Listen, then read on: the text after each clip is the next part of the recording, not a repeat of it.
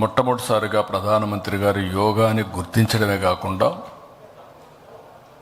UN convince చేసి, United nations convince చేసి యోగా డేని ప్రపంచమంతా కూడా జరుపుకునే విధంగా కార్యక్రమానికి శ్రీకారం చుట్టారు. అప్పటి నుంచి 10 సంవత్సరాలు ప్రమోట్ చేశారు.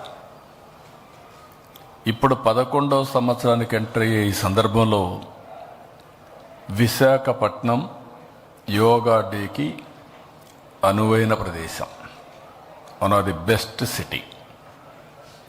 ఒక పక్క ఆర్కే బీచ్ నుంచి భోగాపురం వరకు ఇండియాలోనే ఇలాంటి ప్లేస్ ఎక్కడా ఉండదు. అలాంటి సుందరమైన నగరం, మంచి నగరం. అలాంటి నగరంలో అంతర్జాతీయ యోగా దినోత్సవం జరుపుకోవడం మనందరికి కూడా ఒక అదృష్టం.